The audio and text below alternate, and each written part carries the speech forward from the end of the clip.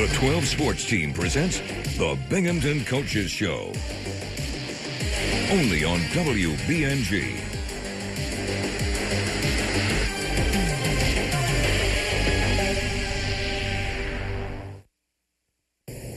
Good evening, and thank you for joining us this holiday season as 12 Sports welcomes you in once again to the Binghamton Bearcats Coaches Show.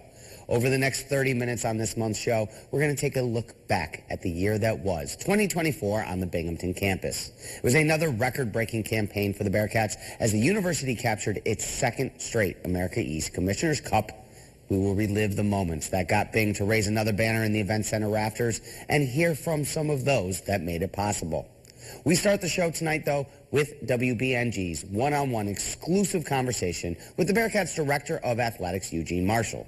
A.D. Marshall joins us to give a first-hand perspective of what it took in 2024 to continue building the Bearcat culture and what it will take in 2025 to take it to the next step for Binghamton.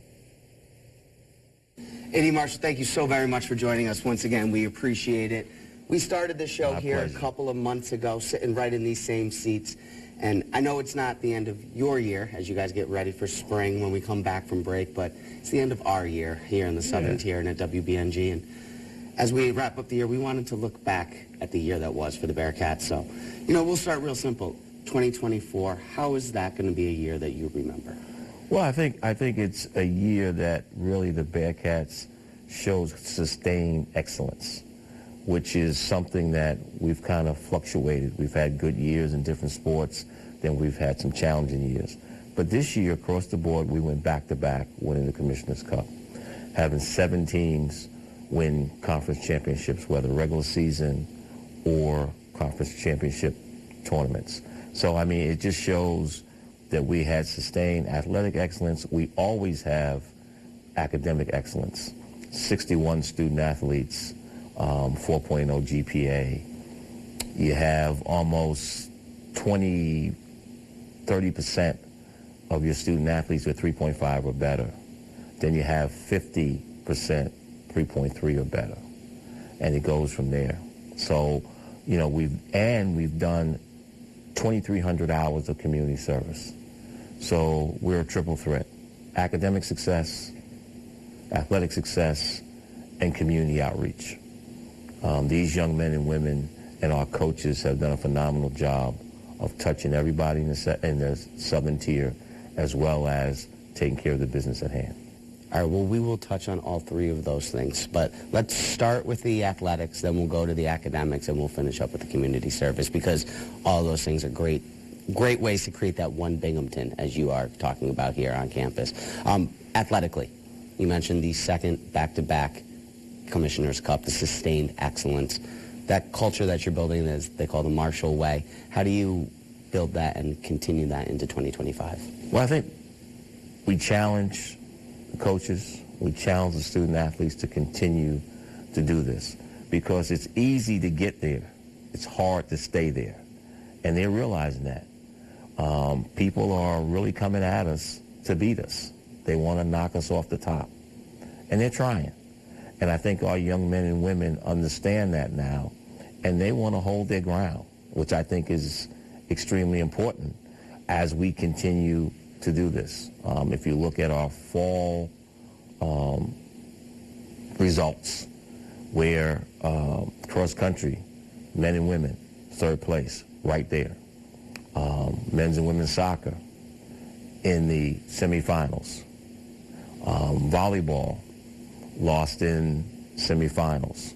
So we're second overall in the Cup in September, in the September to December time frame. And that's where we were the last 2 years. So we're right in a good spot, which means we were able to hold serve, which means we were able to continue to, be the leaders that we want to be. I know you mentioned volleyball finishing in the semis. They did go ahead and capture the regular season crown as well, so that's a big help for this year's standings. We just talk about the academic side. All of the GPAs over 3.5, the numerous amounts of people that attend the academic breakfasts, both in the fall and the spring. As the public Ivy, how do you guys have your athletes balance that workload of being a student athlete? Well, Dave Egan and his staff do a great job of understanding what our student athletes do academically, athletically, and even socially, so that they set up the times for them to get to studying in. And the young men and women do it. Also, it's a shout out to our faculty who understand that our student athletes are not the usual student athlete. There are times they're going to miss classes for games, that they're coming back from Vermont, Maine, and New Hampshire at 7 in the morning and have to go to sleep, but they get the work done. And so our faculty are very understanding and compassionate. They're not giving them anything, but they understand that they may say, okay, you can get your assignment in when you return. So those are the things that develop just one Binghamton, that develop a championship culture. All right, well, you just said it, one Binghamton, the community service aspect of it. Why is it so important to get your athletes out and about in the greater Southern Tier area? We're one of the largest economic drivers in the Southern Tier. We're also young men and women, young boys and girls. These young men and women that are with us can really inspire them to want to go to college.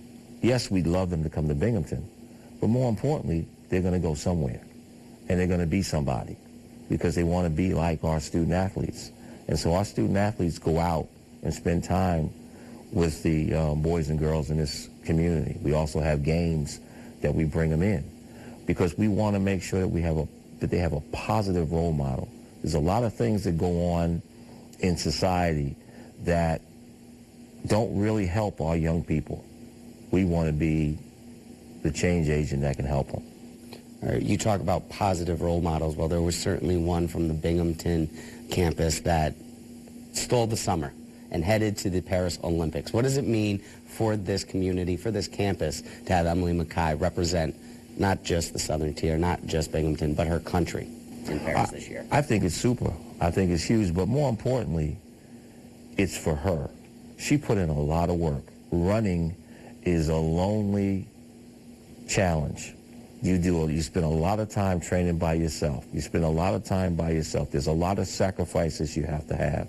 So for her to have that success is a credit to her. Yes, as a former student athlete here, as a Binghamton alum, we are proud. And as a member of the Southern Tier, we are proud. But I think more importantly, I'm happy for her. And I think the future's bright. And I do think that 2028, she will be in that Olympic game, and she will do even better than she did this time.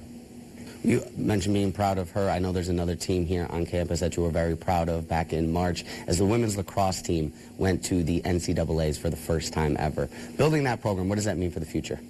That means that anything's possible. They struggled for a number of years.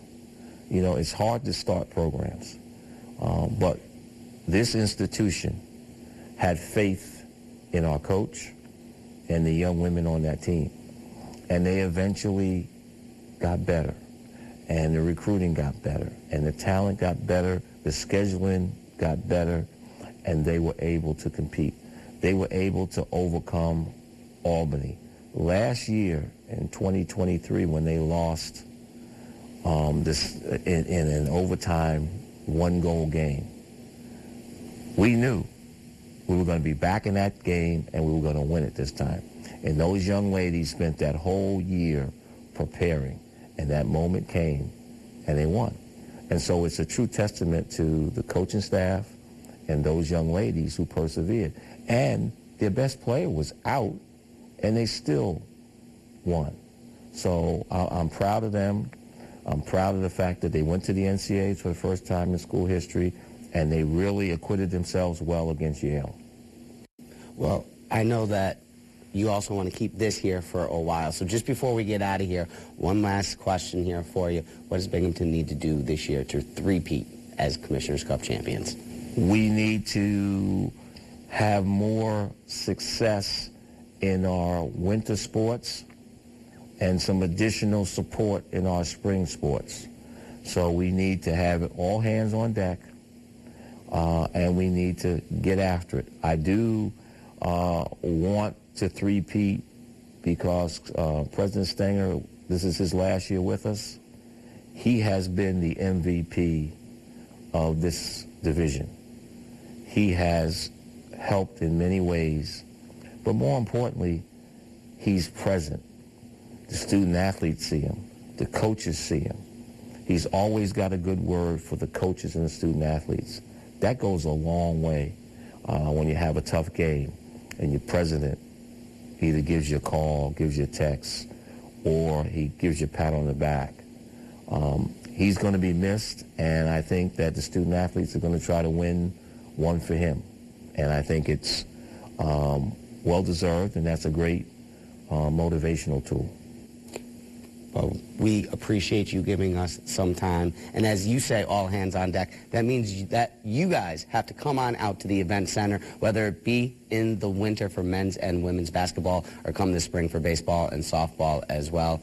A.D. Marshall, I appreciate you joining us. Happy holidays. You as well. I appreciate you all joining us. And don't go anywhere because the Bearcats Coaches Show continues right after this break.